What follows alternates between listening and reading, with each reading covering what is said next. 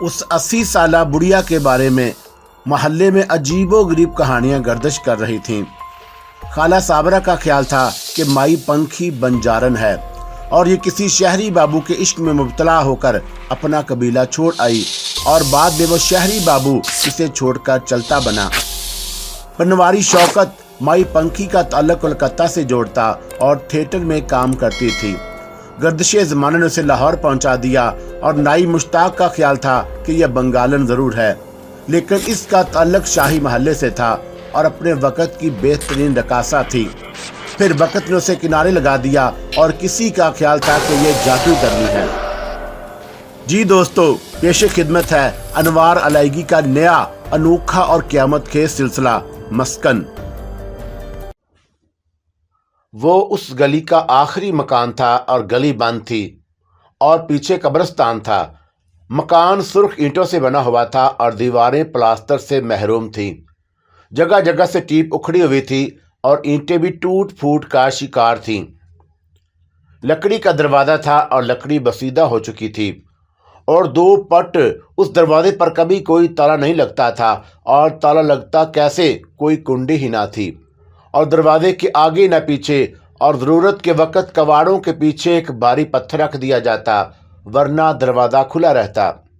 اور جو اس گھر میں رہائش پذیر تھا اسے اس بات سے قطعاً پرواہ نہیں تھی کہ دروازہ کھلا ہے یا بند۔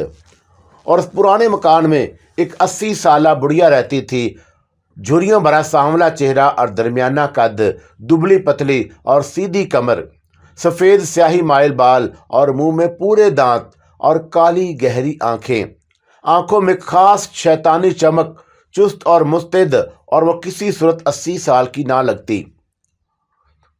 وہ کمروں کے اس گھر میں وہ 2 تنہا رہتی اور گھر میں داخل ہوتے ہی سیدھے ہاتھ کو باورچی خانہ تھا اور بائیں ہاتھ کو کمروں کا دروازہ۔ بڑا صحن تھا اور صحن کے آخر میں غسل خانہ تھا اور اس کے ساتھ بیت الخلاء، اور کمرے کے دروازے کی بائیں جانب نلکا لگا ہوا تھا۔ اس نلکے کے گرد 4 فٹ کی 6 انچ اونچی منڈیر تھی اور نل کے نیچے اسٹیل کی ٹوٹی پھوٹی اور آدھی بڑی ہوئی بالٹی میں اسٹیل کا ڈونگا پڑا تھا۔ صحن میں ایک نیم کا درخت جھکا ہوا تھا اور اس درخت کی جڑیں اگرچہ قبرستان کی طرف تھیں لیکن تنے کا اوپری حصہ دیوار میں چنا ہوا تھا۔ یہ ایک بڑا درخت تھا جو آدھا اس گھر کے صحن اور آدھا قبرستان کی طرف سایہ کیے ہوئے تھا۔ اینٹوں کی اونچی دیواروں کے اس طرف سے چرسی قسم کے مردوں کے بولنے کی آوازیں آتیں۔ اس 80 سالہ بڑھیا کے بارے میں محلے میں عجیب و غریب کہانیاں گردش کرتی رہتیں۔ خالہ صابرہ کا خیال تھا کہ مائی پنکھی بنجارن ہے اور یہ کسی شہری بابو کے عشق میں مبتلا ہو کر اپنا قبیلہ چھوڑ آئی، اور بعد میں وہ شہری بابو بھی اسے چھوڑ کر چلتا بنا۔ اور پنواری شوکت مائی پنکھی کا تعلق کلکتہ سے جوڑتا اور تھیٹر میں کام کرتی تھی۔ گردش زمانہ نے اسے لاہور پہنچا دیا اور نائی مشتاق کا خیال تھا کہ یہ بنگالن ضرور ہے، لیکن اس کا تعلق شاہی محلے سے ہے اور اپنے وقت کی بہترین رقاصہ تھی۔ اور پھر وقت نے اسے کنارے لگا دیا اور کسی کا خیال یہ تھا کہ یہ جادوگرنی ہے۔ مائی پنکھی کے گھر کے سامنے ایک جھونپڑی پڑی تھی اور اس جھونپڑی کے باہر کھڑی چارپائی پر ایک سیاہ فام بڈھا حکے نے منہ میں دبائے ہر وقت کھوں کھوں کرتا رہتا، اور اس بڈھے کی ایک جوان بیٹی اس کے ساتھ رہتی جو گھروں میں کام کرتی، اور کچھ لوگوں کا خیال تھا کہ یہ بڈھا دراصل مائی پنکھی کا شوہر ہے، لیکن اب دونوں اس طرح الگ ہوئے جیسے ایک دوسرے کو جانتے ہی نہیں۔ اصل میں مائی پنکھی کے بارے میں کسی کو کچھ معلوم نہ تھا اور محض قصے کہانیاں تھی، قیاس آرائیاں تھی، اور یہ قصے اس لیے پھیلے تھے کہ مائی پنکھی کا محلے میں آنا جانا تو دور، گلی کے لوگوں سے بھی کوئی واسطہ نہ تھا اور وہ کسی سے تعلق نہ رکھتی۔ شروع میں گلی کے کچھ لوگوں نے یہ سوچ کر مائی پنکھی گھر میں تنہا رہتی ہے، بڑھیا ہے، اور اسے کھانا دینے کی کوشش کی۔ اس نے یہ کہہ کر کھانا لوٹا دیا کہ وہ مرچیں نہیں کھاتی، اور کسی نے شریری دینے کی کوشش کی تو پھر یہی جواب ملا کہ وہ میٹھا نہیں کھاتی۔ اور جب صابرہ خالہ نے سنا تو غصے میں کہا کہ اس منحوس کو تو زہر دو، وہ خوشی سے گال کھا لے گی۔ اور یہ بات اگرچہ طنزاً کہی گئی تھی لیکن حقیقت بھی یہی تھی کہ مائی پنکھی کو زہر دیا جاتا تو اس کی صحت پر کوئی اثر نہ پڑتا۔ سینکھیت وہ روز ہی کھاتی تھی اور مائی پنکھی ہمیشہ سادہ لباس میں رہتی اور وہ لہنگا اور کرتی پہنتی۔ आंखें हर वक्त काजल से भरी होती और गले में स्याह डोरी में बंधा चांदी का एक तावीज लटका रहता और इस तावीज को वो कभी गले से नहीं उतारती थी। पता नहीं पंखी ने किसने उसका नाम रखा था और वो तेज जरूर चलती, लेकिन उसके पंख नहीं लगे हुए थे कि वो उड़ती हुई महसूस होती। और फिर जवानी में तो वैसे ही पंख की जरूरत नहीं होती। जवानी बदाते खुद पंख होती है और बंदा हर वक्त उड़ान भरता रहता है। माई पंखी की जवानी यकीनन क़यामत खेज रही होगी और किसी को उसका नाम पंखी रखने की भला क्या जरूरत थी। अभी सुबह हुई थी और नीम की खजार सीधा पत्तियां सेन के ईंटों की फर्श पर फैली हुई थीं और नीम के दरख्त पर कौवों और चिड़ियों की काएं काएं और चहचहाने की मुश्तरका आवाज़ आ रही थी और कुछ कौवे दीवार की मंडेर पर इधर से उधर फुदकते फिर रहे थे। एक सफ़ेद बिल्ली अचानक दीवार पर नमूदार हुई और बिल्ली को देखते ही कौवों ने उड़ने की कोशिश की, लेकिन जान बचाकर उड़ते हुए एक कौवे को सफ़ेद बिल्ली ने अपने मुंह में दबोच लिया और वहां से बावर्ची खाने की छत पर जरकंद लगाई और फिर सहन में कूद गई। माई पंखी चूल्हे के सामने पीढ़ी पर बैठी थी और चूल्हे में लकड़ियां जल रही थीं। एक मिट्टी की बड़ी हंडिया शोलों पर रखी हुई थी और हंडिया में स्याह महलूल उबर रहा था। माई पंखी ने बिल्ली को देखा जो बावर्ची खाने में दाखिल हो रही थी। अंजू तू आ गई है, और माई पंखी ने उसकी तरफ हाथ बढ़ाते हुए कहा। और बिल्ली क्या जवाब देती, उसके मुंह में फड़फड़ाता हुआ कौवा था और माई पंखी ने उस कौवे को बिल्ली के मुंह से झपट लिया और काएं काएं करते जिंदा कौवे को उबलते स्याह महलूल में झोंक कर मट्टी का ढक्कन ढक दिया और ढक्कन पर वजनी ईंट रख दी। चंद लम्हे तो कौवे की आवाज़ और फड़फड़ाहट सुनाई दी और उसके बाद गहरी खामोशी छा गई। सफ़ेद बिल्ली बावर्ची खाने की दहलीज पर लेट गई और यूं तो उस बिल्ली का जिस्म सफ़ेद था, लेकिन मुंह काला था और दोनों कान स्याह थे। पूंछ और पंजे काले थे और उन्हें गहरी सुर्ख थी। आंखें गहरी सुर्ख थी और वो अजीब बिल्ली थी और उसे देखकर खौफ और प्यार भी एक वक्त आता। 10 मिनट तक हंडिया चूल्हे पर चढ़ी रही और माई पंखी लकड़ियां ऊपर नीचे करके चूल्हे की आंच तेज करती रही। उसके बाद उसने ढक्कन के ऊपर से ईंट हटाकर हंडिया के पीछे खड़ी की और जलती हुई हंडिया बगैर किसी कपड़े के अपने हाथों से नीचे उतारी और हंडिया सामने रखकर ढक्कन उठाया और यकदम भाप और शदीद बदबू का भभका निकला और माई पंखी के चेहरे पर इत्मीनान फैल गया और उसने मुस्कुराकर गहरी नजरों से काले मुंह की सफ़ेद बिल्ली को देखा और बिल्ली उसका इशारा समझते हुए दरवाजे से उठी। उसने अपने अगले पांव फैलाकर अंगड़ाई सीधी और बावर्ची खाने से निकल गई। माई पंखी ने खोलते स्याह महलूल में हाथ डालकर कौवे को पकड़कर बाहर निकाला और चंद लम्हे उसने उसे हंडिया के ऊपर पकड़ कर रखा और जब महलूल टपकना बंद हो गया तो वह कौवे को हाथ में पकड़े उठी और बावर्ची खाने से बाहर आ गई। सहन में खड़े होकर उसने आसमान की तरफ देखा और जोर से बोली, ले बगा। और ये कहकर उसने कौवे को ऊपर उछाल दिया और कौवा ऊपर जाते ही गुम हो गया। यूं महसूस हुआ जैसे किसी नादीदा चीज़ ने उसे लपक लिया हो।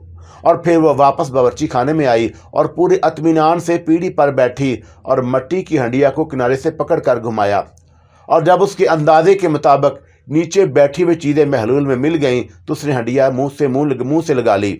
और ये ठीक है कि महलूल उबल नहीं रहा था, लेकिन इतना गर्म ज़रूर था कि कोई इंसान उसे ठंडे पीने की तरह नहीं पी सकता। लेकिन माई पंखी बिला तकल्लुफ़ एक ही सांस में सारा घटाघट पी गई। कौवे की यखनी पीते ही माई पंखी की कैफियत बदलने लगी। उसने पीढ़ी खिसकाकर दीवार से टेक लगाई और आंखें मूंद लीं। उस पर नशे की कैफियत तारी होने लगी और सांवले चेहरे पर सुर्खी छाने लगी। मैं आऊं, यकदम आवाज़ सुनाई दी तो माई पंखी ने अपनी आंखें खोली और उसकी आंखें इंतहाई सुर्ख हो चुकी थी और जैसे आंखों की रगें फट गई हों। और बिल्ली बावर्ची खाने के दरवाजे पर खड़ी थी और दोनों ने एक दूसरे को अपनी सुर्ख आंखों से देखा। अंजू तू कमरे में जा, मुझे परेशान मत कर, मैं सोऊंगी। और माई पंखी ने पीढ़ी से उठते हुए कहा और ये इंतजार किए बगैर कि सफ़ेद बिल्ली कमरे में जाती है कि नहीं, वो बावर्ची खाने से निकल आई और सहन में पड़ी चारपाई पर लेट गई और अपनी आंखों पर हाथ रख लिया और चंद लम्हों में ही खराटे लेने लगी। वो दोपहर तक उसी तरह बेसुध पड़ी रही और सहन में धूप भर चुकी थी। माई पंखी की चारपाई साए में थी और नीम की जर्द पत्तियां उसके ऊपर पड़ी हुई थी। सफ़ेद बिल्ली कई बार कमरे से निकल कर आई और उसे सोता पाकर वापस चली गई थी। चंद लम्हों कबल वह फिर आई और उसे बदस्तूर सोता पाकर उसका जी चाहा कि वह छलांग लगाकर चारपाई पर चढ़ जाए, लेकिन हिम्मत ना कर पाई। वो कमरे के दरवाजे पर पांव फैलाकर बैठ गई और अपनी सुर्ख आंखों से माई पंखी को देखने लगी। तब अचानक बुढ़िया के तन मुर्दा में हरकत हुई और वह इस तरह उठकर बैठ गई जैसे वह सोई ही नहीं थी, और उसका चेहरा सुर्ख हो रहा था और झुर्रियां ना होने के बराबर थी। माई पंखी उस वक्त अपने चोहरे मोहरे से 50 साल से ज्यादा की ना लग रही थी। सफेद बिल्ली ने उससे उठते देखकर छलांग लगाई और उसके पैरों से लिपटने लगी। कुछ देर उसने अपना जिस्म रगड़ने के बाद मुंह उठाकर माई पंखी की जानब देखा और इल्तिजा भरी आवाज निकाली, मियाऊं। अच्छा जा, अंदर जा। और माई पंखी ने उसकी इल्तिजा को समझते हुए कहा। सफेद बिल्ली तेजी से दौड़ती हुई अंदर कमरे में चली गई और उसके अंदर जाने के बाद माई पंखी नलके के नजदीक आई और बाल्टी में पड़े डोंगे में पानी भरकर अपने मुंह पर छपाके मारे और चेहरे से पानी साफ करते हुए कमरे के दरवाजे से दमे दाखिल हुई। 5 मिनट के बाद जब वो कमरे से निकली तो उसके चेहरे की सुर्खी गायब हो चुकी थी और झुर्रियां नमूदार हो गई थी, और चाल में वह तमकरत ना रही जो कमरे में जाने से कबल थी। वो किसी ऐसे मरहले से गुजरी थी और जिसने उसके चेहरे की सुर्खी छीन ली, और माई पंखी सेहन में पड़ी घड़ी चारपाई पर पांव लटका कर बैठ गई और कमरे के दरवाजे की तरफ देखने लगी। कुछ वक्त गुजरा के सफ़ेद साड़ी और काले ब्लाउज में मलबूस सांवली सलोनी इंतहाई पुरकशिश लड़की कमरे में से बरामद हुई, और उसके घने लंबे स्याह सीधे और खुले बाल सीने पर पड़ रहे थे और चेहरे पर एक हिजन की कैफियत थी और काली हसीन आंखें किसी गहरी सोच में डूबी हुई थीं। वह सीधी माई पंखी की जानब आई और उसके कदमों में बैठ गई। माई पंखी ने उसकी तरफ ईंटों के फर्श पर कदमों में बैठने का कोई नोटिस ना लिया और कोई रद्द अमल जाहिर ना किया। वो जिस तरह बैठी थी आराम से बैठी रही, और उस लड़की ने माई पंखी की दुबली पतली टांगें अपनी तरफ खींची और सर झुकाकर दोनों हाथों से दबाने लगी। टांग दबाते दबाते उसने अचानक अपना सर उठाया और माई पंखी की आंखों में देखा और धीरे से बोली, अम्मा मैं कौन हूँ और तुझे तेरा नाम बताऊं या औकात? माई पंखी ने नरम लहजे में कहा। अम्मा नाम तो मुझे मालूम है, मेरा नाम अनारा है और तू मुझे अंजू कहती है, और आज मुझे मेरी औकात बता दे। अनारा ने उसके घुटने पर पेशानी लगाते हुए पूछा, और इस अंदाज में एक खास तड़प थी। तू जन्म चली है? और माई पंखी ने गैर जज्बाती लहजे में कहा। जन्म जली? और अनारा की आंखों में बेशुमार सवालात थे। हाँ भागन है। और यूं समझ ले कि माई पंखी ने उसे समझाने की कोशिश की। मुझे किस ने अबागन बनाया है? अनारा पूछे बिना न रह सकी। तेरे भागिया ने, और मैंने तो तुझे उन हालों नहीं पहुंचाया। माई पंखी ने अपना दामन बचाया। और मैं तेरी कैद में हूं। अम्मा तू ये बात अच्छी तरह जानती है। अनारा ने माई पंखी का दामन उलझाया। तू मेरी कैद में नहीं, अपने कर्मों की कैद में है। और माई पंखी ने फिर अपनी जान छुड़ाई। चल आज फिर मेरे कर्म ही बता दे और मुझे अपने बारे में कुछ तो मालूम हो। अनारा ने उसकी आंखों में झांका। अरे मैं तेरी बाहों में कुछ नहीं जानती और मेरे मत्थे ना लग। और माई पंखी के लहजे में अचानक तलखी दर आई। अम्मा मैं जानती हूँ कि मेरे बारे में तू बहुत कुछ जानती है। अम्मा, मेरी प्यारी अम्मा, और मुझ पर मेरी जिंदगी के राज खोल दे। अनारा ने उसके दोनों पांव पकड़ लिए। अंजू मुझे तंग ना कर। और माई पंखी ने कदरे बेजारी से कहा। अम्मा मैं तुझे तंग नहीं कर रही और तेरे टांग दबा रही हूँ। अनारा ने मुस्कुराने की कोशिश करते हुए कहा। अंजू इंतजार कर। और माई पंखी ने उसे टालना चाहा। किसका इंतजार करूं और कब तक करूं? अनारा टलने के लिए तैयार ना थी। वो आएगा, जरूर आएगा। और माई पंखी ने सरा दिया। और वो आकर क्या करेगा? अनारा ने पूछा। वो आकर तेरे भाग जगाएगा। और माई पंखी ने राज खोला। मेरे भाग जगाएगा और मुझ अभागन के? अनारा ने बेयकीनी से कहा। हाँ अंजू ऐसा होगा और ज़रूर होगा। और माई पंखी यकीन से बोली। आखिर कब ऐसा होगा? अनारा परेशान थी। जब मैं ना रहूंगी। और माई पंखी ने उसके सर पर अपना सूखा हाथ रखते हुए कहा। और अनारा को यूं लगा जैसे कोई वजनी चीज उसके सर पर रख दी गई हो, और उसने घबराकर अपना सर नीचे किया और बोली, अम्मा मेरे सर से अपना हाथ हटा। अरे तुझसे मेरा हाथ बर्दाश्त नहीं होता तो जिंदगी का बोझ कैसे उठाएगी? और माई पंखी ने अपना हाथ उठाते हुए कहा। अम्मा तू इतनी सूखी सड़ी है और फिर तेरा हाथ इतना वजनी क्यों है? हाथ है कि वजनी पत्थर? अनारा ने माई पंखी की तरफ देखते हुए कहा। और माई पंखी ने उसकी बात का कोई जवाब ना दिया, बस बेतासर अंदाज में उसे देखती रही। अम्मा आखिर तू चीज़ क्या है? अनारा ने उसे छेड़ा। कभी तो अपने बारे में पूछती है कि तू कौन है, और कभी मेरे बारे में पूछती हूँ कि मैं कौन हूँ। आखिर तू इतना बोलती क्यों है? और माई पंखी ने उसे घूर कर देखा। अब बोलूं भी ना? अनारा तिंग कर बोली, और थोड़ा सा वक्त मिलता है बोलने का, और वरना तो तेरी ही सुनती रहती हूँ। अच्छा अब तू अंदर जा, और मुझे धड़का लगा रहता है किसी ने तुझे देख लिया तो फसाद फैल जाएगा। और माई पंखी संजीदगी से बोली, ठीक है अम्मा, मैं जाती हूँ। और वो उठते हुए बोली, और माई पंखी उसे जाते हुए देखती रही और सोचती रही कि क्यामत खेद हुसैन जाने किस पर क्यामत ढाएगा। अली निसार ने घर से जाते हुए जो बात कही थी उसने नाजरीन को फिक्रमंद कर दिया, और वो आबर पर नाराज तो होते रहते थे, लेकिन उन्होंने घर छोड़ने की बात कभी नहीं की थी। वो सब्र तहम्मुल के आदमी थे, और वो आबर से बराह रास्त कम बात करते। जो कहना सुनना होता अपनी बीवी नाजरीन से कह दिया करते, या कभी उनकी बड़ी बेटी साइमा मेके आ जाती और उसके सामने आबर का जिक्र आ जाता तो वो उसे आबर को समझाने की तलकीन कर देते। उनकी 2 ही औलादें थी, साइमा और आबर, और साइमा शादीशुदा थी और 2 बच्चों की माँ थी और अपने घर में खुश थी। आबर साइमा से 2 साल छोटा था और एक सख्त वजूद लड़का था, सुस्त वजूद लड़का था और बी काम था, लेकिन ये बी काम उसने रो रो कर 5 साल में किया था। और उसके 2 ही शौक थे, खाना और सोना, और खाने पर आता तो खाता ही चला जाता, हत्ता कि नाज़रीन को टोकना पड़ता, बस कर बेटा, तुम 4 रोटी खा चुके हो और ये 5वीं चल रही है। अम्मी खाने देना, आप टोकती बहुत है। और वह धीरे से एहतजाज करता। अली निसार के साथ खाना खा रहे होते तो अपनी बीवी की तरफ तिरछी नज़रों से देखते और धीरे से तंबीह करते, और खाना दो नाज़रीन, क्यों टोकती हो? बहुत ज़्यादा खाना अच्छा नहीं होता, आपको मालूम नहीं, और अभी इसने 1 प्लेट चावल भी खाने हैं। नाज़रीन बेटे की पोल खोलती तो वो चुप हो जाते। खाने से फारग होकर वो अपने कमरे का रुख करता और कंप्यूटर के सामने बैठ जाता। फिर मोबाइल फ़ोन कान से लगा होता और मैसेज चल रहे होते। कोई नहीं जानता था कि वो कंप्यूटर पर क्या देखता है और मोबाइल पर किस से बात करता है। किस किस्म के पैगामात आते जाते हैं, और उस शुगल में 2-3 बज जाते, और तब वो थक कर बेड पर ऊंधा लेटता और सो जाता। दोपहर को 2-3 बजे उठता और नाज़रीन उसे उठा कर थक जाती और वह टस से मिस ना होता। नाज़रीन घर के काम निपटाती रहती और बाहर से सौदा भी ले आती, और 2-2:30 बजे के करीब मासी आ जाती। अब नाज़रीन का पारा हाई हो जाता। आबर तो उठता है, या फ़ोन करूं तेरे बाप को? और नाज़रीन गुस्से से चीखती, और जिस दिन उन्हें पता लग गया कि तू दोपहर तक सोता रहता है, उस दिन तेरी शामत आ जाएगी। अम्मी क्या है, सोने भी नहीं देती, और वो सर झटक कर उठता और वाशरूम में घुस जाता, और वाशरूम से उसे इश्क था। वहाँ से आधा घंटे से पहले ना निकलता, और मासी वाशरूम धोने के इंतज़ार में खड़ी होती और अंदर से पानी गिरने की आवाज़ें आती रहती। नाज़रीन दरवाज़ा पीट पीट कर उसे बाहर निकालती, और अभी नाश्ता चल रहा होता कि मोबाइल पर पैगाम मसूल होता, और मैं बाहर खड़ा हूँ, जल्दी आ।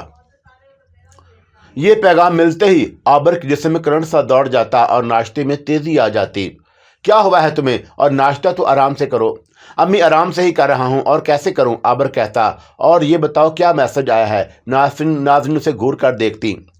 आज के ओहद के अम्मियाँ होती हैं बड़ी तेज, और मुस्कुरा कर नाज़रीन को देखता और जल्दी जल्दी चाय के घूंट भरता, और ये जा और वो जा। ख्याल था कि नाज़रीन के लाड प्यार ने आबर को पटरी से उतारा है, लेकिन ऐसा नहीं था। ये ठीक है कि अकलौता बेटा होने की वजह से नाज़रीन उसे कुछ रियायत दे दिया करती थी, और साथ ही फिक्रमंद भी थी कि वह 26 साल का हो गया था, लेकिन उसे अपने मुस्तकबल की कतन फिक्र ना थी। क्या करना है, कैसे करना है, और वह इस मौजू पर बात ही ना करता। आबर तुम कुछ करते क्यों नहीं? और नाज़रीन अक्सर उसे घबरा कर बैठ जाती। अम्मी बी काम तो कर लिया, और क्या करूं? नौकरी करो ताकि तुम्हारी शादी हो, नाज़रीन उसे समझाती। और तुम जैसे नखट्टू को तो कोई अपनी बेटी देने से रहा, और नाज़रीन उसे लाइन पर लाने की कोशिश करती। अम्मी मुझे नहीं करनी शादी वादी, वो 2 टोक जवाब देता। तो फिर क्या इसी तरह सारी ज़िंदगी डंडे बजाता रहेगा? अम्मी नौकरी मिले तो करूँ ना, तुम्हें सोने और दोस्तों से फुर्सत मिले तो नौकरी ढूंढो। देखो बेटा, कुछ अपने बाप का ख्याल करो, आखिर वो कब तक नौकरी करेंगे, और वह तुम्हारी वजह से सख्त परेशान रहते हैं। नाज़रीन एक तरफ आबर को डांट डिपट करती और दूसरी तरफ अली निसार को भी चाबी लगाती कि कभी आबर से भी पूछ लिया करें कि वो क्या कर रहा है, और मैं इसकी तरफ से सख्त परेशान रहती हूँ। उस लड़के को अपनी कोई फिक्र नहीं, और वो आपका बेटा तो लगता ही नहीं। बताओ मैं क्या करूं? और अली निसार पूछते। उसे बिठाकर पूछें कि आखिर वो चाहता क्या है। और अली निसार अपने बेटे आबर से बहुत कम बात करते थे और दोनों के दरमियान तकल्लुफ़ की दीवार हायल थी।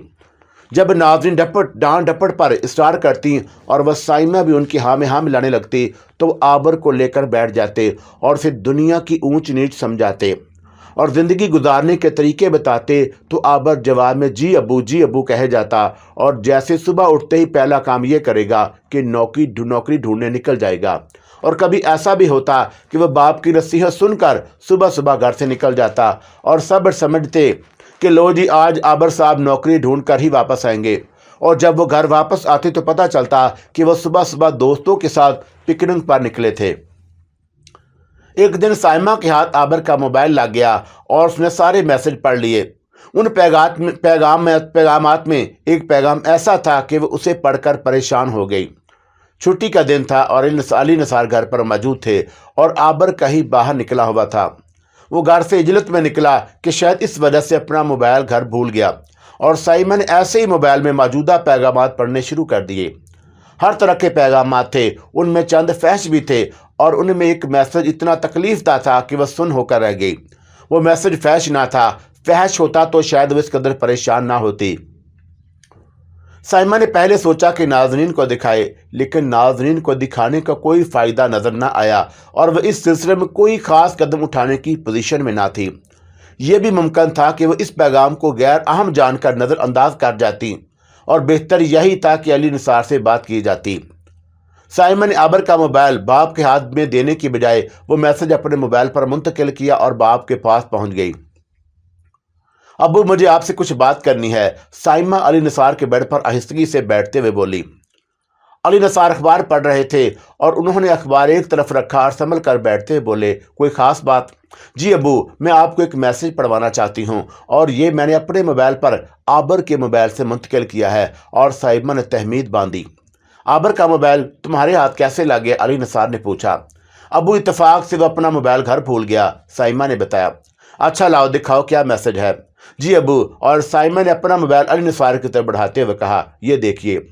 अली निसार ने साइमा के हाथ से मोबाइल लेकर चश्मा लगाया और पैगाम पढ़ने लगे और बेख्तियार उनके मुंह से निकला, ओह।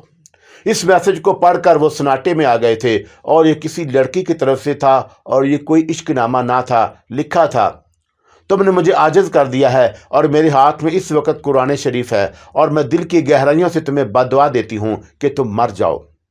और अली निसार ने इस मैसेज को दोबारा पढ़ा और बावजूद कोशिश के जब वो इस मैसेज की नोयत को ना समझ पाए तो साइमा से गोया हुए, बेटा ये क्या है? अबू, ऐसे मालूम होता है कि आबर उस लड़की को कॉल करके परेशान कर रहा है और ये कोई शरीफ लड़की मालूम होती है। इतनी तंग आ गई है कि बददुआ देने पर मजबूर हो गई।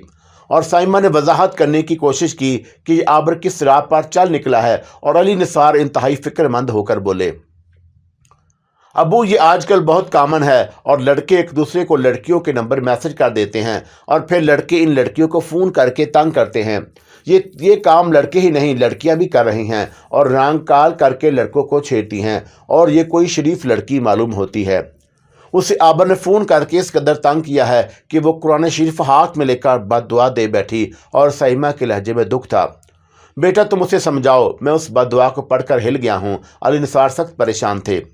अबू आप परेशान ना हो, मैं उससे बात करती हूँ और कहीं वो गुस्से में ना आ जाए। तुम मुझसे उलझ बैठे कि मेरा मोबाइल क्यों चेक किया। अली निसार ने बोले, उस लड़की से हमें माफ़ी मांगना होगी। लाओ मुझे दो उसका फ़ोन नंबर और मैं बात करता हूँ। उस लड़के ने हमें कहीं का ना रखा। अबू नंबर मैं आपको लिख कर दे देती हूँ, लेकिन मेरा ख्याल है कि अभी फ़ोन ना करें और मैं आबर से कहती हूँ कि वो आइंदा इस लड़की को ना सताए और अपने गलत रवैये की माफ़ी मांगे। साइमा ने तजवीज़ की। ऐसा हो जाए तो बहुत अच्छा है। अली निसार ने अपनी बेटी को सराहा। और रात को जब आबर घर आया तो सीधा अपने कमरे में गया और उसने कंप्यूटर के बराबर मतलाशी नज़रों से मोबाइल को देखा। वहाँ मोबाइल को ना पाकर उसका चेहरा मुतगैर हो गया और वह तेज़ी से पलटा। उसने नाज़रीन से मोबाइल के बारे में पूछने के लिए भी अभी अम्मी ही को कहा था कि उसकी नज़र दरवाजे पर खड़ी साइमा पर पड़ी और वह साइमा को गैर मुतवक्का तौर पर अपने कमरे के दरवाजे पर देखकर ठठक गया। साइमा कमरे का दरवाज़ा बंद करके उसकी तरफ बढ़ी और बोली, मोबाइल ढूंढ रहे हो और ये है तुम्हारा मोबाइल, शायद तुम भूल गए थे। हाँ आपी, और जल्दी में से ले जाना भूल गया था, लेकिन ये तुम्हारे हाथ में क्यों है? और आबर ने साइमा को मशकूक निगाहों से देखा। क्या मुझे तुम्हें बताना पड़ेगा कि मैंने तुम्हारे मोबाइल को अच्छी तरह चेक कर लिया है और मुझे ऐसा नहीं करना चाहिए था, लेकिन शुक्र करो कि इसे मैंने चेक किया है, और अगर ये अब्बू के हथे चढ़ जाता तो फिर सोचो तुम्हारा क्या हशर होता। और साइमन इसके गिर्द घेरा डाला। मुझे यकीन है कि अब्बू मेरा मोबाइल कभी चेक ना करते, वो यकीन से बोला। तुम अब्बू की असूल पसंदी का कब तक नाजायज फ़ायदा उठाओगे? और साइमन ने बेड पर उठते हुए उसकी आंखों में झांका।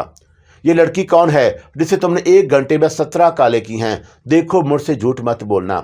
आप ही, मुझे नहीं मालूम कि वो कौन है, और मुझे तो उसका नाम तक नहीं पता। आबर यकदम सीधे रास्ते पर आ गया। और किसने दिया था तुम्हें उसका नंबर? मेरे एक दोस्त ने। आबर ने नजरें झुका लीं। ऐसे लफंगे दोस्तों से अपनी जान छुड़ाओ, साइमन ने संजीदगी से कहा। अगर तुम्हारा कोई दोस्त मेरा किसी को नंबर दे तो। और साइमन उसकी दुखती रग पर हाथ रखा। और ऐसे ही दे देगा, उसे मैं जान से नहीं मार दूंगा। आबर बफर गया। जिसको तुमने अपने दोस्त के कहने पर सताने का ठेका लिया हुआ है, और उसका भी कोई भाई होगा, और अगर वो तुम्हें जान से मारे तो। और साइमा अपना गुस्से को दबाते हुए बोली। और आबर ने कुछ बोलने की कोशिश की, लेकिन नहीं बोल सका। और मुझसे वायदा करो कि आइंदा तुम उसे फ़ोन नहीं करोगे। ठीक है आपी, आबर ने सर झुका लिया। उसने कुरान शरीफ हाथ में लेकर तुम्हें मरने की बद्दुआ दी है, और उससे माफ़ी मांगो, और उससे कहो कि आइंदा तुम मुझसे कभी नहीं सताओगे, और वह तुम्हें माफ़ कर दे। और सामा ने हदायत की। ठीक है आपी, मैं बाहर जा रही हूँ, और तुम अभी उसे फ़ोन करो और माफ़ी मांगो, और मुझे बताओ उसने क्या कहा। अच्छा आपी, और वह फरमा बद्दारी से बोला। साइमन ने मोबाइल आबर के हाथ में दिया और कमरे से निकल आई। 5 मिनट के बाद ही आबर ने अपने कमरे का दरवाज़ा खोलकर आवाज़ दी, आपी, अच्छा आ रही हूँ। और साइमा के कमरे में आने के बाद आबर ने दरवाज़ा बंद कर लिया और खाली निगाहों से उसे देखने लगा। हाँ, क्या हुआ? आपी, मैंने उसे सताने की माफ़ी मांग ली है, और आइंदा ना फ़ोन करने का वादा भी कर लिया, आबर ने बताया। और क्या बोली वो? साइमा ने पूछा। उसने एक लफ्ज़ भी नहीं कहा, और मुझे बुरा भला भी नहीं कहा, बस खामोश रही। फिर जब सारी तफसील साइमन ने अली निसार की गोश्त गुजार की तो वह ठंडी सांस लेकर रह गए, और चंद लम्हों के तवक्कुफ के बाद बोले, इसका मतलब है कि उस लड़की ने आजिज आबर को माफ़ नहीं किया। अबू, माफ़ करना आसान नहीं होता, और जब किसी का शिद्दत से दिल दुखे तो माफ़ करना बड़े दिल गुर्दे का काम होता है। और साइमन ने बड़ी समझदारी की बात की। अल्लाह रहम करे। और अली निसार ने बस इतना कहा और फिर खामोश हो गए। साइमा को उसका शोहर लेने आया, और वो रात का खाना खाकर अपने घर चली गई। आबर अपने कमरे में आ गया, और उस लड़की को फ़ोन करने के बाद वो खामोश हो गया था, और उसने साइमा के बच्चों से भी बहुत ज़्यादा बात नहीं की, जबकि वो उन बच्चों पर अपनी जान छिड़कता था, और बच्चे भी उससे चिमटे रहते थे। सुबह जब नाजरीन आबर के कमरे में गई तो खिलाफे तवक्का जाग रहा था, और उसकी आंखों में वीरानी छाई हुई थी। ऐसी वीरानी की नाजरीन उसकी शक्ल देखकर कांप गई। क्या हुआ बेटा, खैर तो है, और तुम्हारी तबीयत तो ठीक है? और जवाब में आबर ने आंखें बंद कर ली और कुछ बोला नहीं, और यूं लग रहा था जैसे उसमें बोलने की सकत ना हो, और उसके चेहरे पर एक अजीब सी मुर्दनी छाई हुई थी। नाजरीन ने घबरा कर उसकी पेशानी पर हाथ रखा। क्या हुआ आबर, आंखें खोलो। और पेशानी पर हाथ रखते ही नाजरीन को एहसास हुआ कि उसकी पेशानी इंतहाई सर्द है। या अल्लाह रहम। और वह तेजी से कमरे से बाहर आईं। अली निसार दफ्तर जाने की तैयारी में थे, और नाजरीन को हरासा देकर बोले, खैरियत? आबर को देखे, वह ठंडा हो रहा है। नाजरीन ने घबरा कर बोली, ठंडा हो रहा है? और अली निसार तेजी से उसके कमरे की तरफ भागे। आबर बेसुध लेटा हुआ था, आंखें बंद थीं। आबर, आबर, अली निसार ने उसे बेख्तर आवाज़ दी। क्या हुआ? उन्होंने उसकी पेशानी पर हाथ रखा, और ठंडी बर्फ हो रही थी। उन्होंने उसके हाथ पांव छुए, और वो भी बर्फ की तरह ठंडे हो चुके थे। आबर बेटा, आंखें खोलो। और नाज़नीन ने उसके गाल थपथपाते हुए कहा, और आबर ने अपनी आंखें खोलने की कोशिश की, लेकिन ना खोल पाया। अली निसार ने थर्मामीटर अपने हाथ में लेकर उसे वॉशरूम में धोया, और झटक कर थर्मामीटर पर नजर डाली। पारा नीचे आ चुका था, और उन्होंने थर्मामीटर आबर के मुंह में बढ़ाते हुए कहा, मुंह खोलो आबर। और आबर ने फौरन मुंह खोल दिया, और अली निसार ने थर्मामीटर उसके मुंह में देते हुए घड़ी पर नजर डाली। 2 मिनट के बाद थर्मामीटर मुंह से निकालकर उस पर नजर डाली तो सख्त परेशान हो गए। कितना है? नाजरीन ने पूछा। 106, अली निसार ने बताया। और 106 नाजरीन काम कर रह गई, और कहीं ये थर्मामीटर ख़राब तो नहीं? हो सकता है, जाओ पड़ोस से ले आओ, अली निसार ने कहा। और मैं लाती हूँ। नाजरीन फ़ौरन घबरा कर घर से निकल गई। अली निसार ने आबर के चेहरे पर नजर डाली और वह आंखें बंद किए बेसुध लेटा था और उन्होंने उसकी पेशानी पर हाथ रखा तो आबर ने आंखें खोल दी। उसकी आंखें देखकर अली निसार दहल गए और वीरान वीरान सी आंखें थीं। बेख्तियार उनका ध्यान मैसेज की तरफ चला गया और बद्दुआ के ख्याल ने उन्हें तड़पा दिया। उनकी आंखें भर आईं और दिल से दुआ निकली, या अल्लाह मेरे बेटे पर रहम फरमा और इसकी गलती को माफ़ फरमा, इसे बद्दुआ से बचा। और वह आंखों में आंसू भरे गड़गड़ा कर दुआ मांगते रहे। और इतने में नाज़रीन लौट आईं और किचन में जाकर उन्होंने थर्मामीटर धोया और तेजी से अली निसार की तरफ बढ़ी। इतनी देर लगा दी, अली निसार ने कहा, और कौसर थर्मामीटर ढूंढ रही थी। नाज़रीन ने थर्मामीटर उन्हें देते हुए बताया। अली निसार ने घड़ी देखकर आबर के मुंह में थर्मामीटर दे दिया और इतने में दरवाजे पर दस्तक हुई। देखो कौन है। नाज़रीन दरवाजे की तरफ बढ़ी और अली निसार ने आबर के मुंह से थर्मामीटर निकालकर चेक किया तो पारा 106 दर्जे पर पहुंचा हुआ था। दरवाजे पर शौकत भाई थे और उनके पड़ोसी। उन्होंने नाज़रीन को दरवाजे पर देखकर पूछा, कितना है बुखार? जी वो चेक कर रहे हैं, नाज़रीन ने कहा और दरवाज़ा खोल दिया। शौकत भाई ने अंदर आकर पूछा, हाँ कितना है? वही 106। अरे ये तो बहुत ज़्यादा है और आबर को फ़ौरन अस्पताल ले जाना चाहिए। शौकत भाई फिक्रमंद होकर बोले, और मैं एम्बुलेंस को कॉल करता हूँ। मेरा ख्याल है कि मैं इसे गाड़ी में ले जाता हूँ। एम्बुलेंस आने में जितनी देर लगेगी, अली निसार ने अपने पड़ोसी से जो मोबाइल फ़ोन पर एम्बुलेंस का नंबर बनाने लगे थे कहा। और आबर की हालत ऐसी ना थी कि वो अपने कदमों पर चलकर गाड़ी तक पहुंचता। शौकत भाई और अली निसार ने सहारा देकर किसी तरह गाड़ी तक पहुंचाया और वो एक करीबी अस्पताल की जानब रवाना हो गए। अस्पताल पहुंचकर शौकत और अली निसार ने आबर को व्हील चेयर पर बिठाया और एमरजेंसी की तरफ बढ़े और पीछे नाज़नीन थी। अभी वह राहदारी में थे कि एक इंतहाई बुलंद आवाज़ सुनाई दी, या अल्लाह मुझे मौत दे दे, या अल्लाह मुझे मौत दे दे। और अली निसार ने परेशान होकर सामने देखा और नाज़रीन सहम कर अली निसार के पीछे हो गईं। मौत मांगने वाला शख्स स्ट्रेचर पर बैठा था और देखने में वो मरीज न लगता था। उदेड़ उम्र का शख्स होगा और वो बुलंद आवाज़ में तसलसल के साथ बद्दुआ किए जा रहा था, या अल्लाह मुझे मौत दे दे, या अल्लाह मुझे मौत दे दे। और जाने वाला शख्स किस कर्ब में मुब्तला था कि मौत की दुआ मांगे जा रहा था। आबर को एमरजेंसी में इब्तदाई मुआयने के बाद तेजी से इंतहाई नगहदाश्त के कमरे में मुंतकिल कर दिया गया और वह तीनों बाहर बैठ गए। मौत मांगने वाले शख्स को देखकर अली निसार की कैफियत अजीब सी हो गई और उन्होंने कभी किसी शख्स को अपने हक में बद्दुआ करते नहीं देखा था। मौत मांगना एक तरह से खुदकशी के मुतरादिफ था और अल्लाह से अच्छे की उम्मीद रखना चाहिए और दुआ मांगना चाहिए कि ज़िंदगी की भीख मांगना चाहिए। और जाने उस शख्स पर क्या बीत रही थी और जाने वो किस अजियत में मुब्तला था और देखने में वो अच्छा खासा था और फिर जाने वो तड़प तड़प कर मौत की भीख क्यों मांग रहा था। सोचते सोचते अली निसार का जहन अपने बेटे की तरफ मुंतकिल हुआ और उन्होंने उसकी ज़िंदगी के लिए दुआएं मांगना शुरू कर दी। और वो जैसा भी था उनका इकलौता बेटा था और वो उसे मौत के मुंह में जाता हुआ नहीं देख सकते थे। उस शख्स के बारे में बाद में मालूम हुआ कि आधे घंटे के अंदर उसका इंतकाल हो गया था और वो कैंसर का मरीज़ था। आबर के आईसीयू में पहुंचने के बाद इससे पहले कि इलाज शुरू होता उसका टेम्परेचर मौजूदा तौर पर नॉर्मल हो गया और डॉक्टरों के लिए ये बात हैरत का बाइस बनी कि ऐसा कैसे हो गया, लेकिन ऐसा हो गया था। और 2-3 घंटे से एहतियातन अस्पताल में रखा गया और फिर चंद दवाएं देकर रुखसत कर दिया गया। साइमा आबर के अस्पताल पहुंचने का सुनकर अपने शोहर असलम के साथ अस्पताल पहुंच गई और वह सब एक साथ ही अस्पताल से निकले।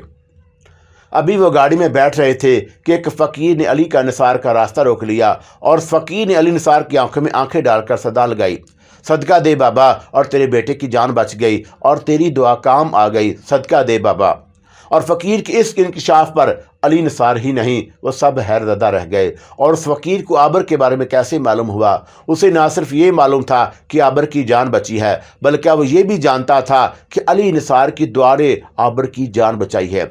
अली निसार ने अपने बेटे की ज़िंदगी के लिए इस कदर तड़प कर दुआ की थी और ये बात तो अली निसार के सिवा किसी और को भी मालूम ना थी।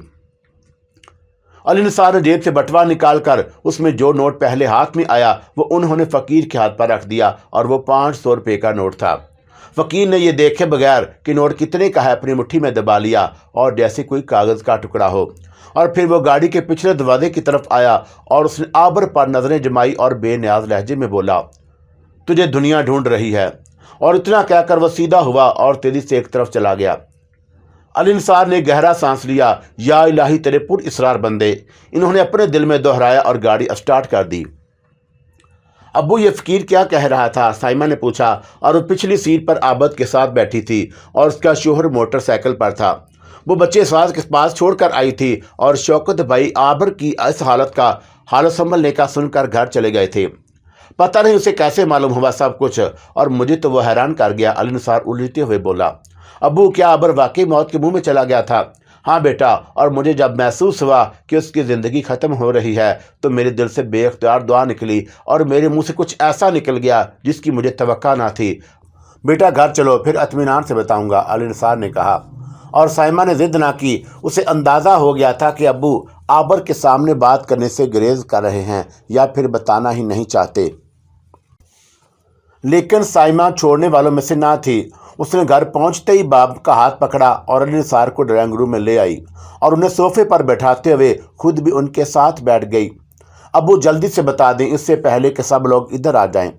اچھا بتاتا ہوں بیٹا۔ اور جب میں نے عابر کی پیشانی پر ہاتھ رکھا تو اس نے آنکھیں کھولی تھیں اور اس کی آنکھیں دیکھ کر میرا دل بیٹھ گیا، اور اس کی آنکھوں میں انتہائی ویرانی تھی اور مردنی چھائی ہوئی تھی۔ اس کی آنکھیں دیکھ کر جانے کیوں میرا دھیان اس لڑکی کی بد دعا کی طرف چلا گیا، اور مجھے یوں لگا جیسے اس کی بد دعا کارگر ہو گئی۔ عابر بس چند لمحوں کا ہے، اور اب میں نے فوراً اللہ سے رحم کی بھیک مانگی اور بد دعا سے بچاؤ کی درخواست کی۔ پھر بے اختیار میرا جی چاہا کہ اپنی زندگی کے بدلے عابر کی دعا زندگی مانگ لوں، اور ابھی میں یہ کہنے ہی والا تھا کہ اللہ میں زندگی کی آخری حدود پر ہوں اور مجھ سے میری زندگی لے لے اور اس کے بدلے میرے بیٹے عابر کو زندگی عطا کر دے، اور پھر فوراً ہی خیال آیا کہ اللہ تنگ دست تو نہیں، اس کے پاس زندگیوں کی کیا کمی ہے، اور میں اپنی موت کی دعا کیوں کروں؟ اللہ کو یہ بات بری نہ لگ جائے، اور میں نے اسے اتنا تنگ دل اور چھوٹا کیوں سمجھ لیا؟ اللہ تو سب سے بڑا اور وسیع و قلب ہے۔ تو پھر میں نے اللہ سے رحم طلب کیا اور عابر کی زندگی کی بھیک مانگی۔ آدھے گھنٹے کے اندر عابر کا بخار نارمل ہو گیا اور ڈاکٹر حیران رہ گئے۔ بس اللہ یوں ہی حیران کرتا ہے، اور اللہ نے میری بات سن لی اور میری دعا قبول کر لی، اور دعا کی قبولیت کی تصدیق تو وہ فقیر بھی کر گیا۔ علی نثار نے ساری بات اس کی تفصیل اور اس اندازے سے بتائی کہ پھر کوئی سوال کرنے کی گنجائش نہ رہی۔ اور رات کے کھانے پر جب علی نثار، نازنین اور عابد سر جھکائے کھانے میں مصروف تھے تو علی نثار نے اپنا سر اٹھایا، ایک نظر عابر پر ڈالی اور عابر نے نظر اٹھائی، باپ کو دیکھا اور دوبارہ کھانے میں مصروف ہو گیا۔ عابر میری بات غور سے سنو، علی نثار اچانک بولے۔ جی ابو، اس نے نظریں نیچی کیے ہوئے کہا۔ تمہیں دوسری زندگی ملی ہے، اور اس زندگی کو اب سونے میں نہ گزار دینا۔ جی اچھا ابو، اور عابر نے انتہائی فرمانبرداری سے کہا، اور جیسے صبح اٹھتے ہی نوکری ڈھونڈنے نکل جائے گا۔ لیکن ایسا کچھ نہ ہوا، اور عابد کی صحت پر کوئی اثر نہ پڑا، اور سب کچھ جوں کا توں رہا۔ وہی کمپیوٹر، وہی موبائل، اور وہی دوپہر تک سونا، اور پھر دوستوں میں نکل جانا۔ اسے اس بات کی کوئی فکر نہ تھی کہ بقول ابو دوسری زندگی ملی ہے یا تیسری، اسے بس اپنی طرز زندگی پسند تھا۔ سائمہ نے وقفے سے عابر کا موبائل چیک کیا، لیکن اس نے اس لڑکی کو پھر کال نہیں کی تھی، اور اس نے بہن سے کیا ہوا وعدہ نبھا دیا تھا، اور پھر ایک نیا گل کھلا۔ عابر کے ایک دوست وقار حسن کی بڑی بہن کی شادی تھی، اور شادی لان میں عابر وقار کے ساتھ ہی تھا، اور کھانے کی نگرانی ان دونوں کی ذمہ داری تھی۔ وہ لان میں ادھر سے ادھر گھومتے پھر رہے تھے، اور عابر نیوی بلو سوٹ میں انتہائی پرکشش لگ رہا تھا، اور وہ اچھے کدو کاٹ، سرخ و فیض سفید رنگت اور ہلکی سبز آنکھوں والا بلا شبہ ایک خوب رو لڑکا تھا، اور اس کی مسکراہٹ میں بہت جان تھی، اور وہ ہجوم میں الگ ہی نظر آتا۔ ایک فیملی عابر کو بڑی دلچسپی سے دیکھ رہی تھی، بلکہ یوں کہنا چاہیے کہ نظریں جمائے ہوئے بیٹھی تھیں، اور جہاں یہ فیملی بیٹھی تھی وہاں سے عابر صاف نظر آتا رہا، اور عابر کو تاڑنے والی یہ فیملی 9 افراد پر مشتمل تھی، اور اس میز پر ان کے علاوہ کوئی اور نہ تھا، جبکہ ایک کرسی خالی پڑی تھی۔ سیاہ رنگ کے چیچک روز شخص نے اپنے گوری چٹی فربہ بدن بیوی سے مخاطب ہو کر کہا، چاندنی، کیا میں جو دیکھ رہا ہوں تم بھی دیکھ رہی ہو؟ ہاں، میں بھی وہی دیکھ رہی ہوں۔ اور چاندنی نے ترچھی نظروں سے اپنے شوہر ڈاکٹر نوشاد کو دیکھا۔ اماں ابا کی گفتگو سن کر دائیں بائیں بیٹھی لڑکیوں میں ہلچل مچ گئی، اور وہ 7 لڑکیاں تھیں، اور ان 7 لڑکیوں میں درمیان میں بیٹھی لڑکی حسن کی دیوی تھی، جبکہ اس کے ارد گرد بیٹھی بہنیں اس دیوی کی پجارن لگ رہی تھیں۔ उन सातों में जो सबसे बड़ी थी उसने अपने बराबर बैठी छोटी बहन के कान में सूर फूंका, और वो बात जो उनके जवान के अब्बा मामा में शुरू हुई थी उन लड़कियों के दरमियान खेल मुकम्मल हो चुकी थी। अबू क्या मैं उठूं? और बड़ी बेटी शाइस्ता ने पूछा। हाँ जाओ, साथ मलका को ले जाओ। और डॉक्टर नौशाद ने मुस्कुराते हुए कहा, और उसकी मुस्कुराहट इंतहाई मकरू थी। उसकी पूरी वजूद ही मकरू था, और पता नहीं वह डॉक्टर कैसे बन गया था।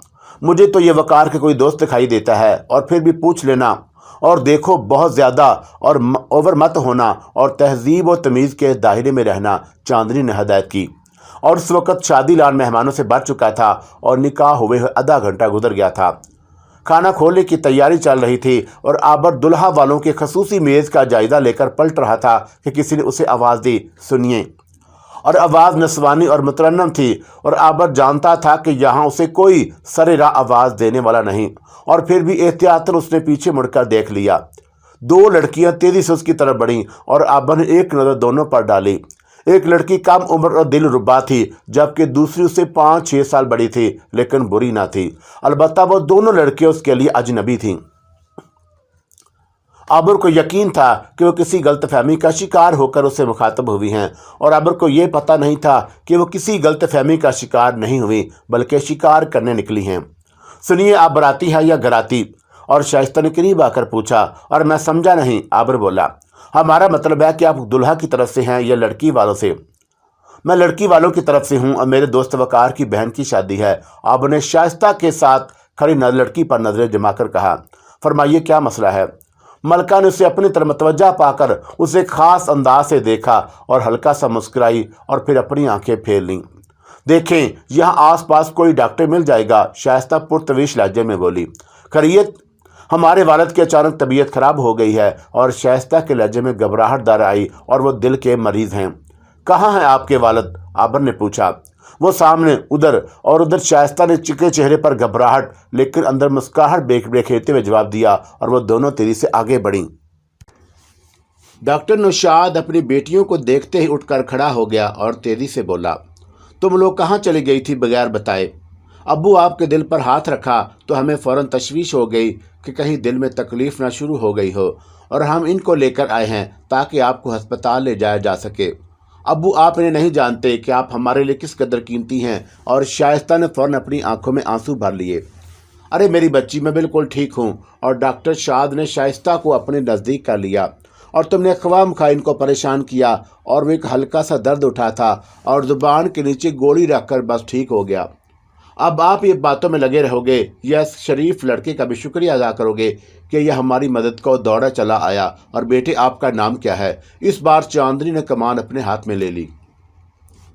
जी, मेरा नाम आबर है, आबर ने मलका की तरफ देखते हुए कहा, और उससे नजरें हटाना आसान ना था।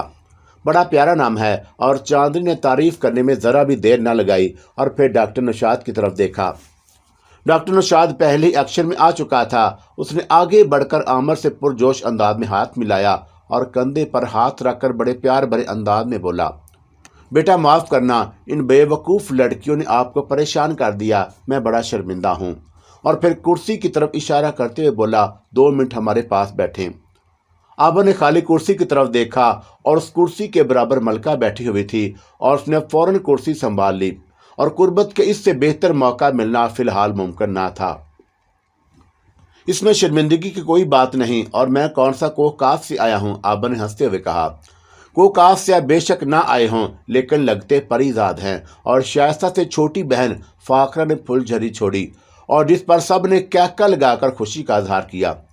मेरा नाम डॉक्टर नौशाद है। और डॉक्टर नौशाद ने अपना तारफ़ कराया, और इस तारफ़ पर आबर हैरान रह गया कि ये खुद डॉक्टर हैं, तो फिर लड़कियों क्यों डॉक्टर की तलाश में निकली थी।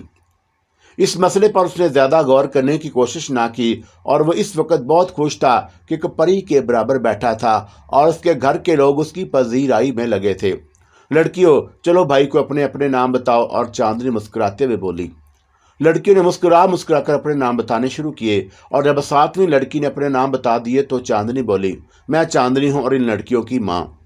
और अबर को चांदनी से दिलचस्पी ना थी, और ना शाइस्ता, फाखरा और माजिदा से। उसे तो सिर्फ अपने बराबर बैठी लड़की से दिलचस्पी थी, और यही वजह थी कि उसने किसी का नाम गौर से सुना ना सुना अगर सुना था तो सिर्फ मलका का नाम, और वो वाकई किसी मलका से कम न थी। फिर आबर को कुछ याद ना रहा और वह यह भी भूल गया कि अपने दोस्त वकार की बहन की शादी में आया था और उसे खाने की निगरानी करनी थी। बस याद रहा तो इतना कि उसके पहलू में एक हसीन तरीन लड़की विराजमान है और हर तरफ से आबर भाई और बेटा आबर की आवाज़ें आ रही थीं।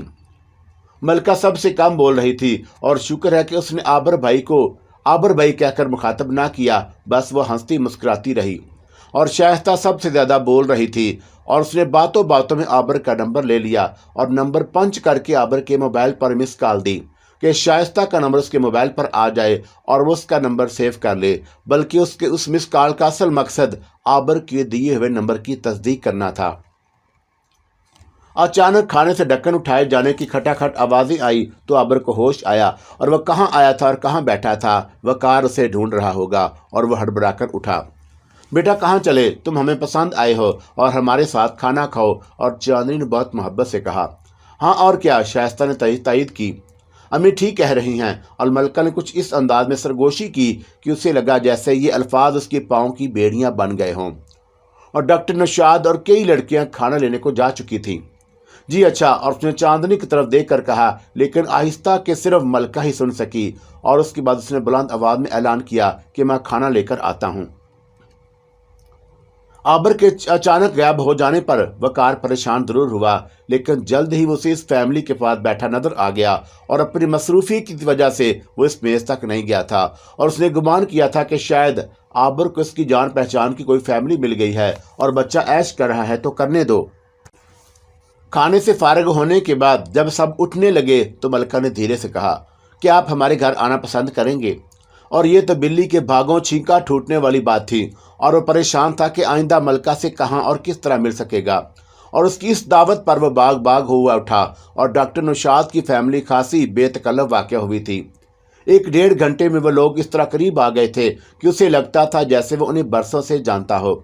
और मलका की बात सुनकर उसे बेहद अच्छा लगा, लेकिन वो चाहता था कि दावत कोई बड़ा दे। और हमें कोई क्यों बुलाएगा? आबा ने इतने ज़ोर से कहा कि बात चांदनी के कानों तक पहुंच गई। तुम्हें बुलाएंगे ना और तुम्हें आना होगा, क्यों नौशाद? और चांदनी ने काले चांद को भी साथ लपेट लिया। उनका आना मुझे बहुत अच्छा लगेगा। डॉक्टर नौशाद ने फौरन तायद की मोहर सबत कर दी। और आबर जब उन लोगों के घर छोड़ने के लिए लान के बाहर जा रहा था तो रास्ते में वकार मिल गया। और यार तुम किधर गायब हो? वकार ने पूछा। आबर ने इंतज़ार किया कि वकार डॉक्टर नौशाद एंड फैमिली से हेलो बाय करेगा, लेकिन जब उसने शनासाई का कोई तासर ना दिया तो आबर ने वकार का तारफ़ कराया। अंकल ये वकार है मेरे दोस्त। और डॉक्टर नौशाद को ये बात समझने में देर ना लगी कि वकार कौन है, लिहाजा वो उससे बड़े इत्तेफाक से मिला और बोला, आप वकार साहब के बेटे हैं? जी, वकार ने मुअद्दबना अंदाज में कहा। और आप अंकल? मैं डॉक्टर नौशाद हूँ, आपके पापा का दोस्त। और डॉक्टर नौशाद ने कहा। आबर जब उन्हें छोड़कर वापस आया तो उसने वकार से पूछा कि क्या तुम डॉक्टर नौशाद से कभी नहीं मिले? यार मुझे नहीं मालूम कि ये कौन शख्स है, और हो सकता है कि पापा का जानने वाला हो, और ये तो अपने पूरे घर को लेकर आया हुआ था। वकार ने हंसते हुए पूछा, और तुम उन लोगों को कैसे जानते हो? तब आबर ने उसके तफसील से बताया कि वो कैसे उन्हें जानता है। अच्छा, तेरे तो फिर मज़े आ गए, वकार ने हंसते हुए कहा, और मैं पापा से पूछूंगा इस फैमिली के बारे में। और जब वकार ने डॉक्टर नौशाद के बारे में अपने पापा से इस्तफसार किया तो उन्होंने सिर्फ इतना कहा, हाँ वो मेरे वाकफकार हैं। और आबर को इस बात से दिलचस्पी ना थी कि उन लोगों को वकार या उसके पापा जानते हैं या नहीं। उस खानदान से उसकी अपनी वाकफियत हो गई थी और ये उसके लिए काफ़ी था। शाइस्ता ने अगले दिन ही उससे फ़ोन पर रब्ता किया और उससे छोटी बहन फाखरा के मैसेज आने लगे, और ये ज़्यादातर लतीफ़े ही की सूरत में होते। आबर को उनसे दिलचस्पी ना थी और वह जिससे बात करना चाहता था उसे उन लोगों ने दूर रखा हुआ था। वो मलका से बात करने की बात करता तो वह खुशी खुशी उससे बात करा देते, लेकिन आबर को महसूस होता जैसे मलका बात करते हुए हचकिचा रही हो, और उसकी हचकिचाहट देखकर उसने मलका से मोबाइल नंबर मांगा तो उसने कहा कि मेरे पास मोबाइल नहीं। और ये इस बार आबर की समझ में ना आया कि इतनी बेतकल्लफ और मॉडर्न फैमिली होने के बावजूद क्या वाकई मलका के पास मोबाइल ना था, या उसकी बहनें नहीं चाहती थी कि उससे बात करे, लेकिन क्यों? और मलका उसके दिल में समा गई थी और आंखों में बस गई थी। اس کے وہ وجود پر گھٹا بن کر چھا گئی تھی۔ اب اسے احساس ہوا کہ محبت بھی کوئی چیز ہے، لیکن محبت کیا چیز ہے وہ یہ نہیں جانتا تھا، اور ملکہ سے ایک ملاقات نے اس کی کایا پلٹ دی تھی، اور وہ کھلنڈرا لڑکا لاابالی تھا، لیکن اب اس سے پر سنجیدگی طاری ہوتی جا رہی تھی۔ محبت کے بارے میں ہر شخص کا اپنا تجربہ ہوتا ہے، اور محبت صدیوں سے رائج کسی سکے کی طرح ہے، لیکن محبت میں کھوٹا سکہ نہیں چلتا، اور کچھ کہتے ہیں محبت ہو جاتی ہے اور کچھ کہتے ہیں محبت کی جاتی ہے۔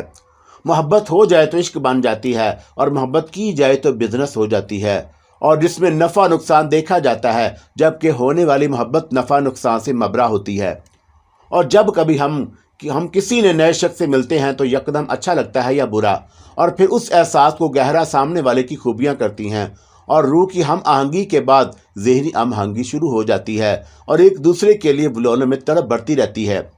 محبت کے معاملے میں مرد کے مقابلے میں عورت افضل ہوتی ہے، اور افضل یوں کہ اس کی محبت میں گہرائی ہوتی ہے، اور مرد محبت کے معاملے میں پہلے جسم ہوتا ہے اور پھر روح، اور جبکہ عورت محبت کے معاملے میں پہلے روح ہوتی ہے اور پھر جسم، اور عورت کی محبت میں جنس کہیں بہت پیچھے ہوتی ہے، جبکہ مرد کی محبت میں جنس سامنے ہوتی ہے اور روح کہیں بہت پیچھے، اور یہی وجہ ہے کہ عورت جب کسی سے محبت میں گرفتار ہوتی ہے تو اسے بھولتی نہیں، اور چاہے وہ اسے حاصل ہو یا نہیں ہو، اور مرد اپنی محبت کو بھولنے میں زیادہ دیر نہیں لگاتا، اور چاہے وہ حاصل ہی کیوں نہ ہو جائے۔ کہتے ہیں کہ عورت کو سمجھنا مشکل ہوتا ہے، اور شاید اس لیے کہ وہ بہت اندر ہوتی ہے، اور مرد کو سمجھنا اس لیے آسان ہوتا ہے کہ وہ باہر ہوتا ہے، اور عورت مسکرانے کے باوجود اندر سے رو رہی ہوتی ہے، اور کبھی پلکوں پر آنسو ہونے کے باوجود اندر سے خوش ہوتی ہے، اور اسی لیے پہیلی کہلاتی ہے، لیکن ایسی پہیلی جسے محبت کے ذریعے بوجھا جا سکتا ہے۔ اور ان دنوں ملکہ آبر کے لیے پہیلی بنی ہوئی تھی، اور آبر کو یاد تھا کہ شادی لان سے رخصت ہوتے وقت اس نے کتنے پیار سے کہا تھا کہ کیا آپ ہمارے گھر آنا پسند کریں گے، اور پھر اس کی تائید چاندنی نے یہ کہہ کر دی تھی کہ ہم بلائیں گے اور تمہیں آنا ہوگا۔ 10-15 دن گزرنے کے باوجود ادھر سے بلاوا نہیں آیا، اور گھر بلانے کی بات تو دور، اس کی ملکہ سے بات بھی نہیں کروائی جا رہی تھی، اور بس دونوں بہنیں شائستہ اور فاخرہ چھائی ہوئی تھیں۔ میسج بھیجے جا رہے تھے اور موبائل پر بات ہو رہی تھی، لیکن ملکہ کو 7 پردوں میں چھپا کر رکھا گیا تھا، اور جبکہ وہ ملکہ سے بات کرنے کی بات کرتا تو بڑی خوش اخلاقی کا مظاہرہ کیا جاتا، لیکن بات نہ کرائی جاتی، اور کوئی ایسا بہانہ بنا دیا جاتا کہ آبر کی زبان پر تالا لگ جاتا۔ اب آبر سے صبر نہیں ہو رہا تھا، اور وہ ملکہ کو دیکھنا چاہتا تھا، اسے بات کرنا چاہتا تھا، اور ایک دن جب اتفاق سے ملکہ سے موبائل پر بات ہو گئی تو آبر نے بڑی بے قراری سے کہا کہ ملکہ تم سے بات ہوتی ہے اور نہ ملاقات ہوتی ہے، میں کیا کروں؟ آبر صبر کریں، اور ملکہ نے ہنستے ہوئے کہا، اور وہ نہیں جانتا تھا کہ اس وقت موبائل کا سپیکر کھلا ہوا ہے اور اس کی آواز چاندنی اور شائستہ بھی سن رہی ہیں، اور ملکہ ترنم ہنس رہی تھی اور میری جان پر بنی ہے۔ آبر نے جذباتی لہجے میں کہا، اللہ نہ کرے کہ آپ کی جان پر بنے، اور بے شک میری جان پر بن جائے، ملکہ بڑی لگاوٹ سے بولی، اور میں ہنس اس لیے رہی تھی کہ اس کے سوا اور کیا کر سکتی ہوں، اور ملکہ اس وقت کیا تمہارے پاس کوئی بیٹھا ہے؟ آپ نے اپنا شک رفع کرنا چاہا۔ نہیں، میں تنہا ہوں، اور ملکہ نے چاندنی اور شائستہ کی طرف دیکھتے ہوئے کہا، اور شائستہ باجی مجھے موبائل دے کر واش روم میں چلی گئی ہیں، اور ملکہ کیا ہم کہیں باہر نہیں مل سکتے؟ اور آبر کی بے قراری سر چڑھ کر بول رہی تھی، باہر کیوں، ہم گھر پر ہی ملیں گے، امی آج ہی ذکر کر رہی تھی کہ آبر کو بلانا ہے، اور وہ کیا سوچتا ہوگا کہ کیسے لوگ ہیں، اور ملکہ کے لہجے میں یقین تھا۔ نہیں، میں کچھ نہیں سوچتا، تمہارے متعلق سوچنے سے فرصت ملے تو کچھ اور سوچوں۔ آبر ایک بات بتائیں، سچ بچائیے گا، اور یہ کہہ کر ملکہ نے وقفہ دیا۔ ہاں پوچھو، کیا پوچھنا ہے، اور جو کہو گے سچ کہوں گا، سچ کے سوا کچھ نہ کہوں گا۔ آپ بولتے بہت اچھا ہیں، ملکہ نے ہنس کر کہا۔ تم کچھ پوچھ رہی تھی؟ آبر اس کی بات جاننے کے لیے بے قرار تھا۔ ہاں، میں پوچھ یہ رہی تھی کہ کہتے کہتے یکم دم رک گئی، اور پتہ نہیں مجھے آپ سے یہ سوال کرنے کا حق بھی ہے یا نہیں۔ حق کی بات نہ کرو، کہو تو اپنے قتل کا لائسنس تمہیں دے دوں، اور آبر نے جذباتی انداز اختیار کیا۔ قتل کا لائسنس نہ دیں، بس اتنا بتا دیں کہ کیا آپ کو مجھ سے محبت ہو گئی ہے؟ اور یہ کہتے ملکہ نے شائستہ کی طرف دیکھا، اور شائستہ نے انگوٹھا دکھایا، یعنی ویری گڈ، ہاں تم نے صحیح اندازہ لگایا ہے، میں واقعی تم پر مر مٹھا ہوں۔ آبر نے اپنا دل کھول دیا۔ आबर को शाइस्ता पर गुस्सा था कि जब भी किसी मोड़ पर पहुंचने बात लगती और वो वैम्प बनकर दरमियान में आ जाती, और आज भी यही हुआ था। मलका बात करने पर आमादा थी और बात बढ़ने भी लगी थी कि दरमियान में वह टपक पड़ी और वह तलमला कर रह गया। उसकी समझ में नहीं आ रहा था कि वह मलका से कैसे मिले, और मलका उसके दिलो दिमाग पर छाई हुई थी और उसकी आंखों में बेबसी थी। वो घंटों उसकी तस्वीर में गुम रहता और खुद सवाल करता और खुद ही जवाब देता। नाज़रीन बेटे की बदलती कैफियत को बेगौर देख रही थी। वो उस लाबालीपन बेनियादी से पहले ही तंग थी कि अब इन चीज़ों में मजीद इजाफा हो गया था। आबर हर वक्त खोया खोया सा रहने लगा, और पहले वो अपनी शक्ल सूरत और लिबास के मामले में खासा हसास था, और वह अपने कपड़े इस्त्री करने में घंटों लगाता और कपड़े की एक एक शिकन निकालता, और नाज़रीन चीखती रहती कि बिजली खर्च हो रही है और इस्त्री जल्दी किया करो। पर क्या मजाल जो उसके कान पर जूं रेंग जाए, और वाशरूम में जाता तो घंटों शेव बनाने और नहाने धोने में लगा देता। नाज़नीन दरवाज़ा खटखटाती रहती और बेटा नाश्ता ठंडा हो रहा है, जल्दी आओ। और अब ये हाल है कि शेव बड़ा तो बड़ा है, जो कपड़े पहन लिए वो पहन लिए, और स्त्री तो दूर की बात, वो कई दिन कपड़े ना बदलता। एक शाम दोनों माँ बेटी ने उसे घेर लिया, और वो आज 4 बजे सोकर उठा था और इस वक्त नाश्ते में मसरूफ था कि वो दोनों डाइनिंग टेबल पर दाएं बाएं कुर्सियां खींच कर बैठ गईं। आबर, तुमने कोई नशा वशा तो नहीं शुरू कर दिया? और साइमा ने बिला तहमीद गुफ्तगू शुरू की। आबर ने नजरें उठाकर बहन को देखा और बोला, क्या हो गया है आपी आपको? मुझे तो कुछ नहीं हुआ, हम तुम्हारी हालत देखकर परेशान हैं। अब तुम 4 बजे सोकर उठने लगे हो, और अपनी शक्ल देखो, अपने कपड़े देखो, तुम ऐसे तो ना थे। और साइमा ने शिकवा भरी नजरों से उसे देखा। आबर के चेहरे पर फीकी सी मुस्कुराहट उभरी, और अभी वह कोई जवाब देने वाला था कि नाज़नीन बोल उठी, आबर को खुद को संभालो, हम सब परेशान हैं, और तुम्हारे अब्बू सख्त गुस्से में हैं, और अल्लाह ने तुम्हें नई जिंदगी दी है, तुम फिर किस जाने के चक्कर में पड़ गए। अम्मी, मैं मर जाता तो अच्छा होता, और आपकी जान छूट जाती और मैं भी सुकून पा जाता। और आबर के लहजे में यक लख तलखी आ रही, और वो नाश्ता छोड़कर उठ गया और गुस्से में बाहर निकल गया। साइमा और नाज़रीन एक दूसरे का मुंह देखती रह गईं। अरे ये क्या हुआ? और आबर घर से निकलकर सीधा वकार के पास पहुंचा, और वकार कहीं जाने की तैयारी में था। आबर को देखकर उसने अपना इरादा मुलतवी कर दिया और उसे लेकर ड्राइंग रूम में आ बैठा। कहाँ से आ रहा है? वकार ने उसके हुलिये पर नजर डालकर कहा। घर से, आबर ने सपाट लहजे में जवाब दिया। डांट खाकर निकला है? वकार ने पूछा। यार, अम्मी और आपी मेरे पीछे लग गई हैं तो नाश्ता छोड़कर निकल आया, आबर ने बताया। हुआ क्या है आखिर? छोड़ो इन बातों को, और मैं इस वक्त तेरे पास एक खास काम से आया हूँ। आबर के लहजे में परेशानी थी। हाँ बोलो। और वकार ने उसकी आंखों में झांका। क्या परेशानी है? क्या डॉक्टर नौशादर के घर का एड्रेस मिल सकता है? आबर ने गैर मुतवक्का बात की। खैरियत, कोई बीमारी लाक हो गई है तुझे? वकार ने मजाक किया। यार, मैं मलका से मिलना चाहता हूँ, वो बड़ी गंभीरता से बोला। और तुम मिले नहीं अभी तक? तुम तो कह रहे थे कि मलका ने तुम्हें घर आने की दावत दी है, वकार ने सवाल किया। यार, उन लोगों का रवैया कुछ समझ में नहीं आ रहा। क्या कह रहे हो? कुछ बताओ तो सही। वकार संजीदा हो गया।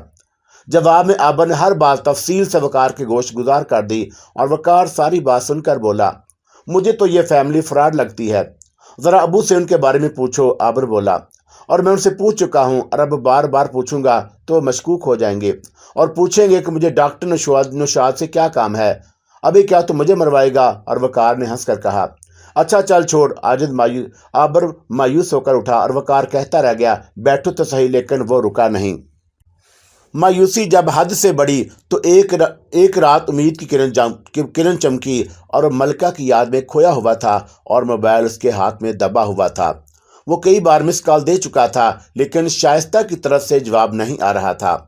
और अचानक मोबाइल फोन में लर्जिश हुई, और उसने फौरन रोशन स्क्रीन की तरफ देखा। शाइस्ता का नाम देखकर उसका दिल खिल उठा। हेलो, उसने बड़े शीनी लहजे में कहा, और उसने फौरन रोशन स्क्रीन की तरफ देखा और शाइस्ता का नाम देखकर खिल उठा। खुदा का शुक्र है शाइस्ता, आपका फोन तो आया, और मैं तो मिस कॉल दे देकर थक गया। जवाब में इधर से जो आवाज सुनाई दी, उसे सुनकर आबर की सिटी गुम हो गई। उसने घबराकर घड़ी पर नजर डाली, और रात के 12 बज रहे थे।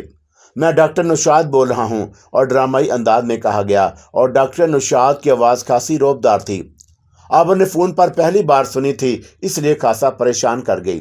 अंकल आप कैसे हैं? और आबा ने अपना लहजा मजबूत करने की पूरी कोशिश की। भाई मैं तो बिल्कुल ठीक हूँ और मैं कुछ दिनों के लिए शहर से बाहर गया हुआ था, आज ही वापस आया हूँ। बस यूँ समझो कि अभी आया हूँ और घर आकर सबसे पहले मैंने तुम्हारे बारे में पूछा। भाई मैं बहुत शर्मिंदा हूँ कि इन लोगों ने तुम्हें अभी तक खाने पर नहीं बुलाया। अब तुम ऐसा करो कि कल रात का खाना मेरे साथ खाओ और मैं तुम्हें घर का एड्रेस समझाए देता हूँ, मैसेज भी कर दूंगा। और डॉक्टर निशाद ने आबर को बोलने का मौका दिए बगैर घर का एड्रेस समझा दिया और आखिर में कहा, अच्छा आबर साहब कल रात मुलाकात होगी। जी मैं हाजिर हो जाऊंगा, आपका बहुत शुक्रिया। और आबर ममनून लहजे में कहा। उधर से कोई जवाब न आया और लाइन अब कट चुकी थी। आबर ने मोबाइल की ऑफ होती हुई स्क्रीन को देखा और मुस्कुराया और सोचा कि ये डॉक्टर निशाद आखिर क्या चीज़ है। और शाम को जब खुशबू में बसा आबर घर से निकलने लगा तो नाजनीन का माथा ठनका। और आज तो उसका अंदाज ही निराला था, निहायत साफ सुथरे इस्त्री शुदा कपड़े और ताज़ा बनी हुई शेफ और शक्ल पर 12 की बजाय प्राइम टाइम।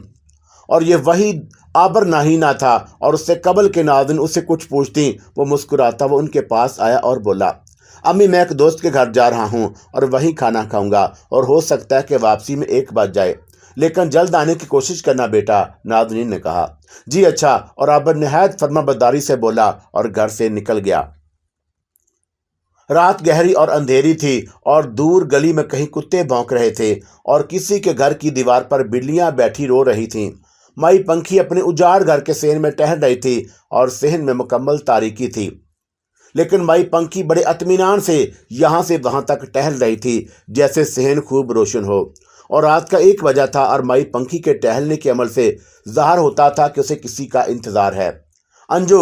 और माई पंखी ने काले मुंह की सफ़ेद बिल्ली को आवाज़ लगाई और बिल्ली सहन में पड़ी खड़ी चारपाई पर लेटी सो रही थी। और माई पंखी की आवाज़ लगाते इस तरह चौंक कर उठी जैसे उसकी आवाज़ के इंतज़ार में हो और उसने चारपाई पर खड़े होकर एक भरपूर अंगड़ाई ली और कूद कर माई पंखी के पास पहुंचकर उसके कदमों से लिपट गई।